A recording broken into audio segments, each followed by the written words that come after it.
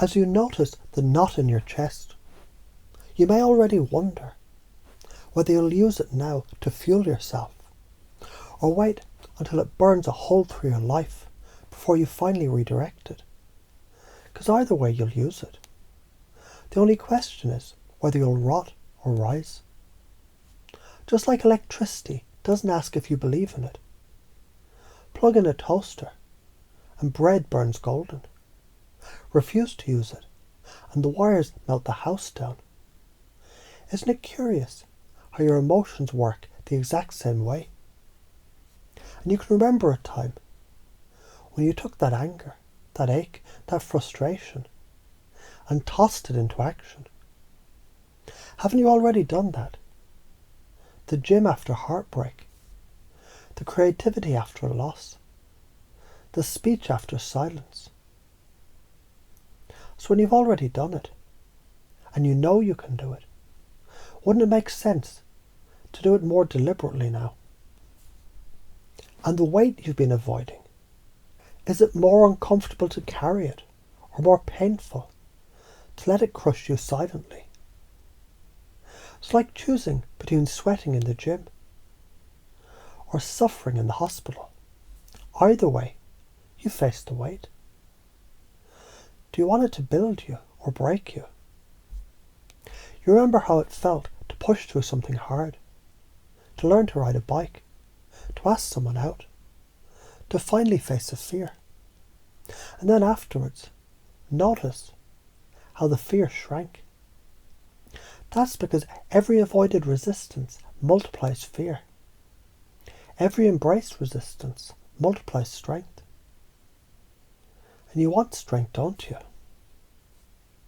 And pain isn't the enemy. Pain is the arrow pointing where your treasure is buried. Like a compass that only stings when you're close to what matters most. If you ever cried after losing someone, it's because they mattered. If you ever felt emptiness in work, it's because your soul demands more.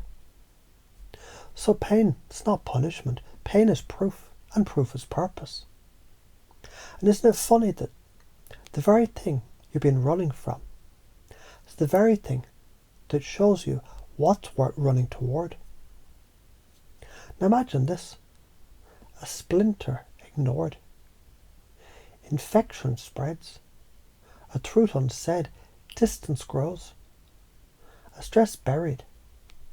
Explosion later. And since every ignored tension festers, and every redirected tension frees, you already know which choice your future self begs you to make. So whether you face it now or later, you'll face it. The question isn't if, the question is on your terms or on life's terms. And you can redirect that knot right now. You can choose the weight that strengthens you instead of weakens you. You can follow the pain to find your compass. You can release the tension before it festers. And because you already know you've done this before, it becomes easier to imagine how much more effortless it gets each time you do it. So you'll start applying this in small things first, like channeling stress into movement, pain into writing, resistance into growth.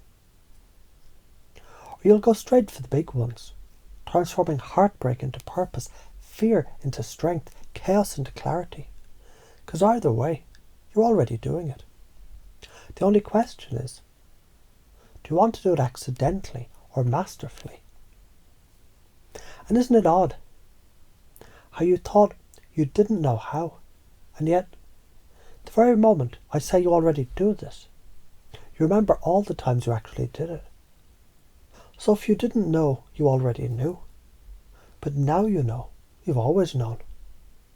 Then not knowing was just another way of knowing, wasn't it? So imagine 6 months from now. You've been redirecting every knot into fuel. You've been lifting every resistance until it built you stronger. You've been following every pain as compass and releasing every tension before it festers. What's different? Your body is lighter, your voice is stronger, your relationships are cleaner, your purpose is clearer. Now imagine 6 months if you don't. The knot festers, the weight weakens, the pain numbs, the tension chokes. 2 futures, 1 choice. So stop fucking pretending you don't know. You already know. Energy, it'll either fuel you or rot you. Resistance will either build you up or break you. Pain will either guide you or blind you. Tension will either free you or fester in you. And if you think you can avoid these laws, you can't. No one escapes gravity.